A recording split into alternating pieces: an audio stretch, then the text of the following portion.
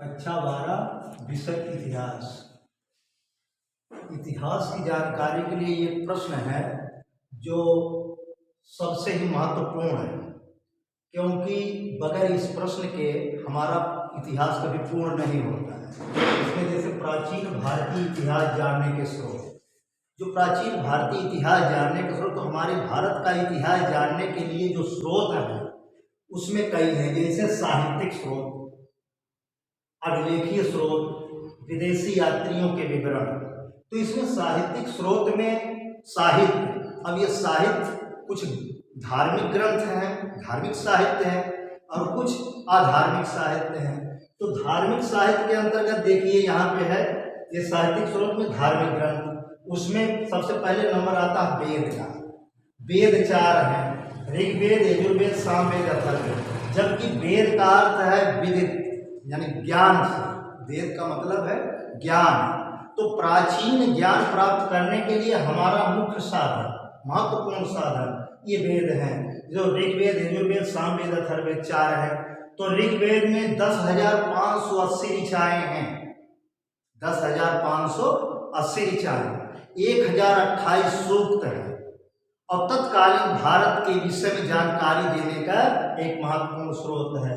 यजुर्वेद जो यज्ञ संबंधी विधान जो इसमें लिखा हुआ है, उसका यज्ञ विधान की वैदिक काल में किस तरह से यज्ञ, हवन इत्यादि पूजा पाठ किया जाता था, वो यजुर्वेद में निहित है। सामवेद किस तरह से उच्चारण किया है, ये उच्चारण उसका गायन जो है वो किस तरह से होता था, सामवेद में है। और ये अथर्ववेद जो है इसको बताया जाता है कि ये सबसे आखिरी वेद है, बहुत बाद का है, इसको अथर्वा ऋषि ने किया, इसकी रचना किया था अथर्वा ऋषि। और इसमें धनुर्विद्या से संबंधित और आयुर्वेद से संबंधित यहाँ पर जानकारी मिलती है। तो वेद के बाद अब इसके, अच्छा ये इतने कठिन हैं, ये रहस्यमय हैं, क्योंकि ये अपौरुषेय ग्रंथ कहे गए हैं और किसी साधारण व्यक्ति के बस की बात नहीं है। इसमें ऋग्वेद के जो उसमें मंत्र है, इसमें ऋषि मनुष्यों के आध्यात्मिक ज्ञान से वो मतलब ये मंत्रों का यहाँ पर रचना हुआ है। और कुछ विदुषी स्त्रियों ने, जैसे गार्गी हैं और घोषा है, लोपामुद्रा है, इनका भी इसमें योगदान रहा है कुछ मंत्रों का। इसके बाद ये इतने कठिन हैं कि इनको आसानी से समझा नहीं जा सकता। इसको आसान बनाने के लिए विद्वानों ने वेद के अंग, वेदांग की रचना कर दिया है। तो वेदांग इसमें 6 वेदांग 6 है, जैसे शिक्षा, कल्प, व्याकरण, निरुक्त, छंद, ज्योतिष, ये 6 वेदांग है। अच्छा, इसके बाद पुराण, पुराण का मतलब पुराना, प्राचीन। तो पुराना ज्ञान अर्थात प्राचीन ज्ञान प्राप्त करने का ये भी मुख्य साधन है। तो 18 है, इसमें पुराण कितने, 18 है, जैसे ब्रह्म पुराण, शिव पुराण और विष्णु पुराण, भागवत पुराण, इसके बाद निषाद पुराण, वायु पुराण, मत्स्य पुराण, कूर्म पुराण, ब्रह्मांड पुराण, अग्नि पुराण। तो ये सब 18 इसमें है, तो उनकी जानकारी मिलती है।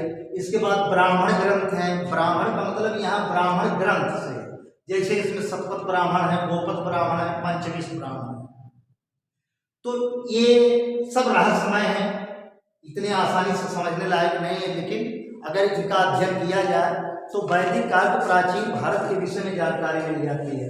इसके बाद उपनिषद, उपनिषद का मतलब ये होता है उपनिषद, उप मतलब पास में, निषद मतलब बैठना।